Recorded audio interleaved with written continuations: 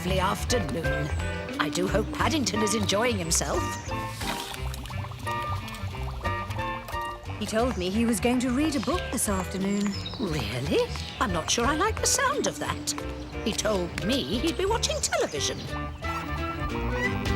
There's nothing in this world like Granny Green's smooth, silky, delicate, old-fashioned butter toffee.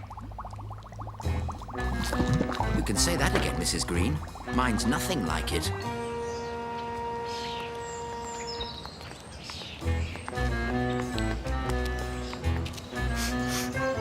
What's that peculiar smell?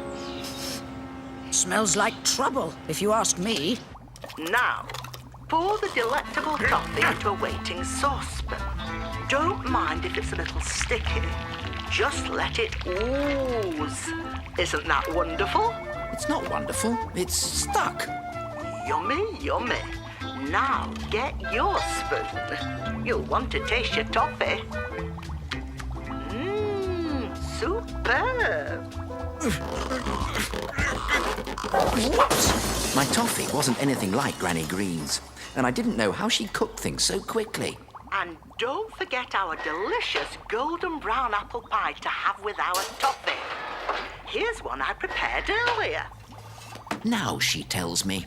Delectable toffee is the way. I can hear voices.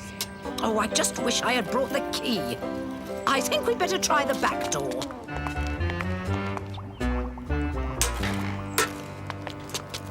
I can't see a thing. The window's all fogged up. It looks awfully hard, Mrs. Green.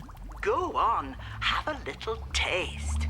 It doesn't matter if it hasn't hardened yet. It's so delicious and silky and soft.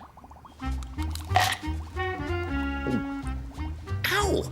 Now, hurry back to your other part and give it a stir before it gets a chance to set.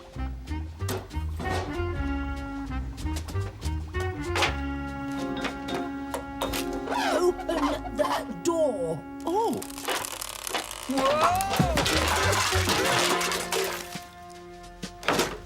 Oh, this just won't do. Ah! What on earth is going on? This is a catastrophe. It's not a catastrophe, Mrs. Bird. It's Granny Green's toffee. Toffee? It looks more like Henry's carpentry glue. I'm afraid it is a bit thick.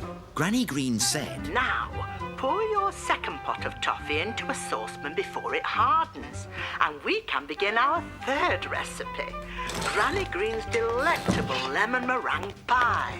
Oh, not in this kitchen, Granny Green. I've never seen such a mess. There's toffee everywhere. I suggest a certain young bear had better get a scrubbing brush. Whoa! Oh! Paddington, is something wrong? Oh! I've got a pain in my stomach. You haven't been eating this stuff, have you? Ow! Mrs. Green told me to, so I ate the piece I chiselled out. Chiselled out? No wonder you've got a pain. The toffee's probably set in a hard lump in your stomach. Now, let's get you to the sofa, where you'll be more comfy. Ow! Ow! Ow! That's it. I'm calling an ambulance. An ambulance? I've never been in one of those before.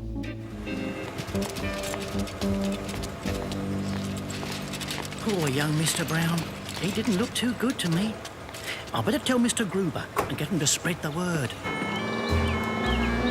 We're on our way. Stand by to receive patients suffering from severe stomach pains. Over. That's quite enough of that. This is an emergency. Have your best surgeon standing by. Over and out. You. Faster. Oh, in an ambulance. I'm just on my way with the others to the hospital. Clear the way. Emergency. Stop! I will be the judge of whether this is an emergency. Before the patient is admitted, I must take his blood pressure. Oh, he's all furry. Get him into intensive care at once and call Sir Mortimer Carraway. Tell him it's an emergency. Dr. Mortimer Carraway, emergency. Come right away.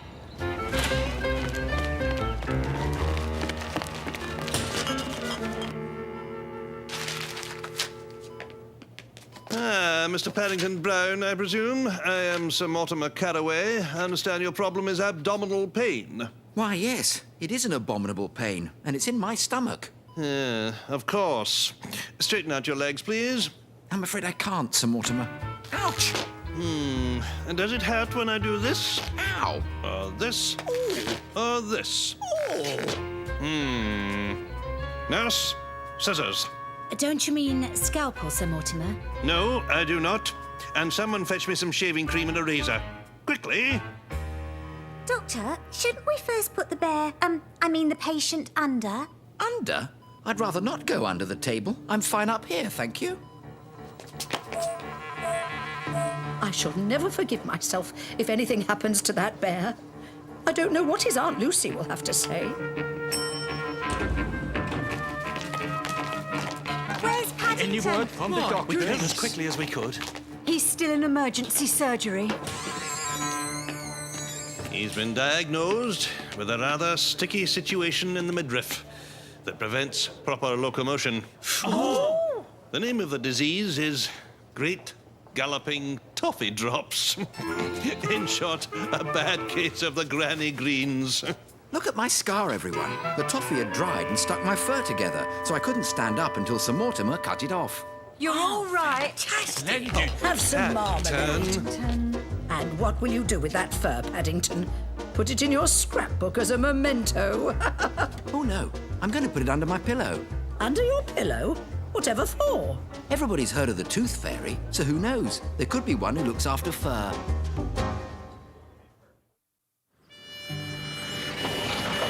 Perhaps renting this car wasn't such a bargain after all, Mr. Gruber. I'm afraid you're right, Mr. Brown. At $1 a day, I think they may have seen us coming.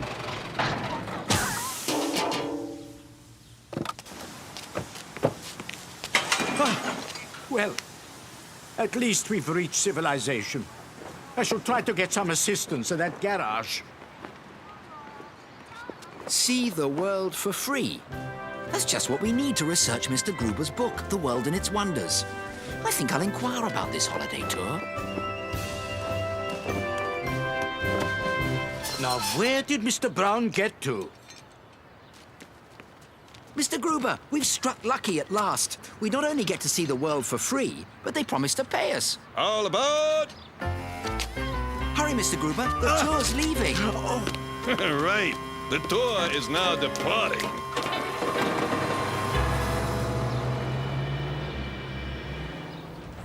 I just had to sign a few forms, and they gave me these brochures. Oops! They have places to stay all over the world. Oh, dear, Mr. Brown. I think I know why. We've enlisted in the United States Army.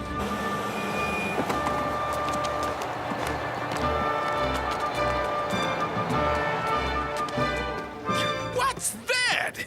But it seemed perfect for your book, Mr. Gruber. Who no recruits, sir? Privates Brown and Gruber, sir. Could you please direct us to our rooms? We'd like a nice hot bath after our journey. And please could we have a plate of marmalade sandwiches sent up? Marmalade sandwiches? This ain't no holiday camp. Arms out. One pair of fatigues, one pair of boots, one helmet, one canteen, one gas mask. Mr. Brown, this gentleman believes that we have enlisted in the United States Army. I'm sure once he's heard our explanation, he will gladly accept our apologies. I'm not a gentleman. I'm your drill sergeant, and the only thing I'll gladly accept is that you get in a uniform, call me sir, and get to work with these. Yes, sir. I want every speck of rust scrubbed off that gate. Every hinge oiled. I want it as shiny as a mirror and as quiet as a mouse. You got that, soldier? But my squeak, Mr. Sergeant, and... Why, you... Come, Mr. Brown. By the time we'd finished, we'd worn away most of the bristles on our brushes. We were getting a bit bored with the whole thing. Hey, I used to be quite good at this as a kid. Go ahead, your turn. I win, sir. Hey, back to barracks. You got a 10-mile run of dawn. We get running, son. Then go out, run and run. Then go out and run and run. Oh, is this little run too hard on Private Brown? It's a bit difficult when your boots don't fit. Look. Anything else bothering you? You just tell your old Sarge, huh? Well, now that you mention it, the marmalade at breakfast this morning was rather thin. I prefer the chunky variety. You'll get no marmalade, thin or otherwise, unless you finish this run and hustle down to the obstacle course now!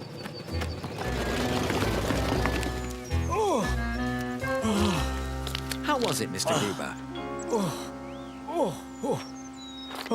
Oh dear. Next to... Go! Go!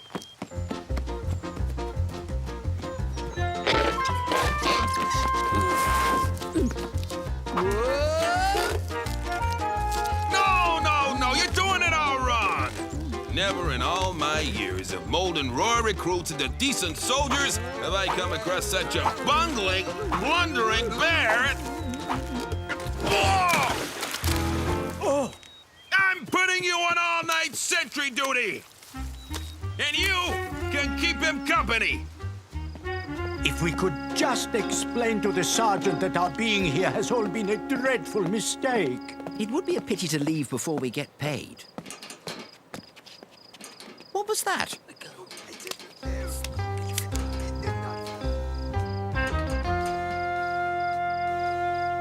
Halt! Who goes where? There.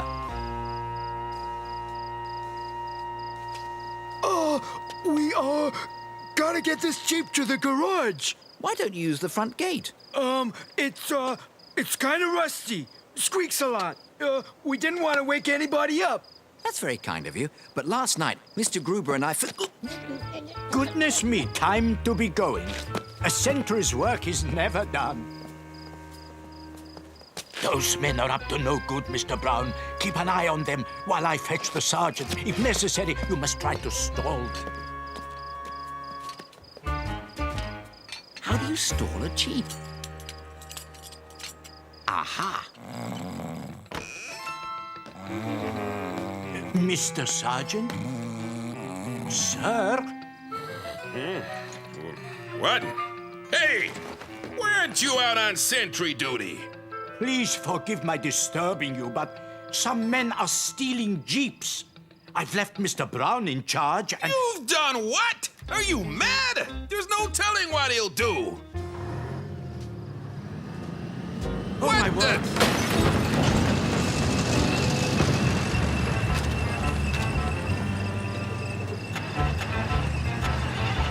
Stutter up! Stutter up!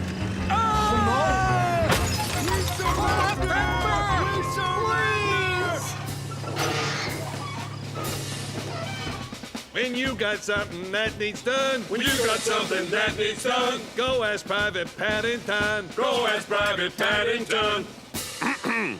The United States Army thanks you for stopping the theft of military vehicles. And here are honorable discharges, since you're both citizens of the United Kingdom. And to help you explore the wonders of America, your very own Jeep. Perhaps we should join the Navy next, Mr. Gruber. Maybe they'll give us a boat.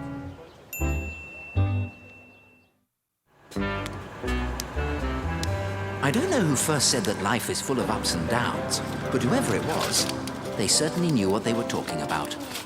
Oops. Pardon me, I believe this is yours. CC 32973-296. Yes, that's mine. Thank you very much. I've only just taken it out of the bank. Glad to be of service. And if I may be so bold, where are you off to on this fine June morning? I'm doing my Christmas shopping while the summer sales are on. It's something I learnt from my Aunt Lucy. What would you say if I told you that by Christmas you could be rich? Rich? Allow me to introduce myself. Dandy's the name. Stocks and shares are my game. Those few pounds you've taken out of the bank could grow into much more. Just think of the Christmas presents you could buy. Now, what do you think you were just sitting in? A puddle of oil. Oh, quite right. But that oil isn't simply lying there. It's seeping up through the ground. Any day now, it's going to start pouring out. Anyone who buys shares in the Portobello Oil Company will become rich. Now, if I could just have your name and address... It's Paddington Brown, and I'm from 32 Windsor Gardens. But this says £25, and I've only taken out £20. Any more, and I'd have to close my account. Tell you what, I'll let you buy a share on credit. Give me what you have, and you can pay me the rest later. That's very kind, Mr. Dandy. But what about my shopping? My Aunt Lucy taught me... I'm sure the shops round here will trust you to pay when your money rolls in. What a good idea. Be sure to keep this under your hat until the oil drills arrive.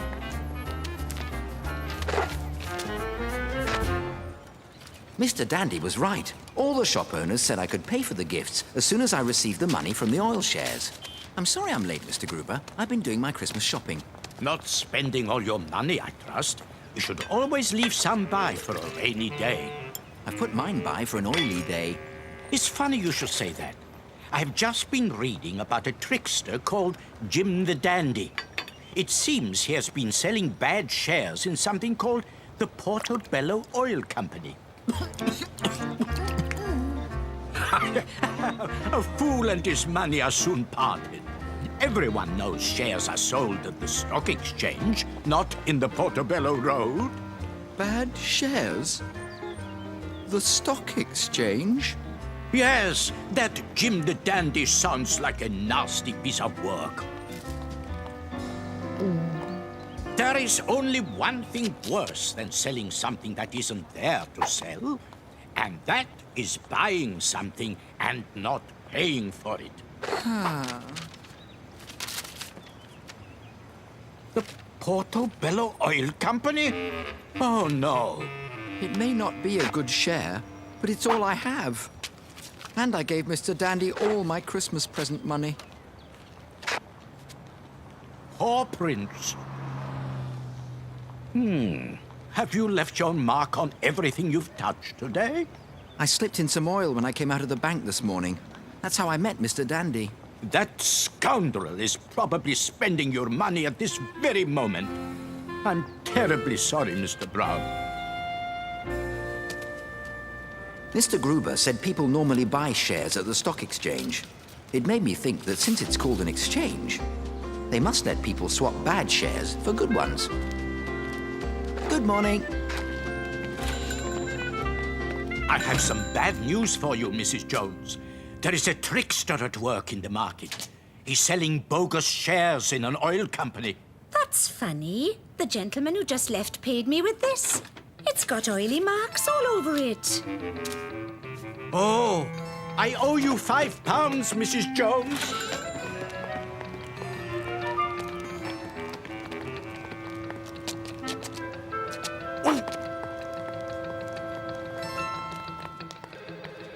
Buy 2,000 shares of Zacking. Got it? Then sell 10,000 of Blankfields. Excuse me, I'd like to exchange my share, please. Exchange your share? Hey, who let you in here? Mr. Gruber told me it's a bad share, and I... Bad share? This share? Why, it's a fake! Fake shares? Which ones? Bad shares! Sell all of them! Sell all of them! Fake shares on the market? Sell! Sell!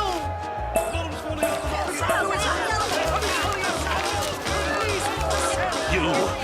Look what you've done! Arrest that bear!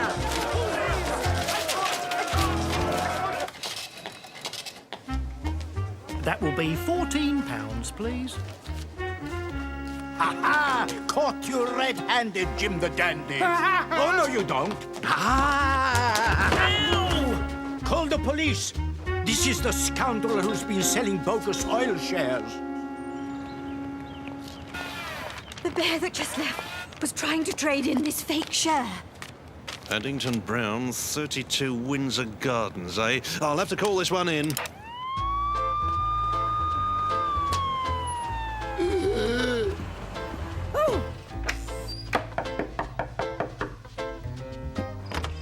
Good evening, madam. Does a Mr. Paddington Brown live here? Oh, dear.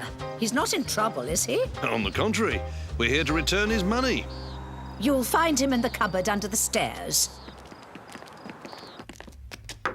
Anyone at home? I'm sorry. I'm guilty. I'll never buy a bad share again. Don't worry, Mr. Brown. Thanks to you, they've caught Jim the Dandy. Your paw prints led straight to him.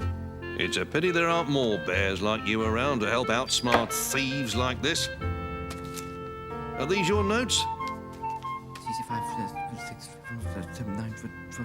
Yes, they are. I wrote the numbers down in my notebook. I always do. It's something my... I know. Don't tell me. It's something your Aunt Lucy taught you.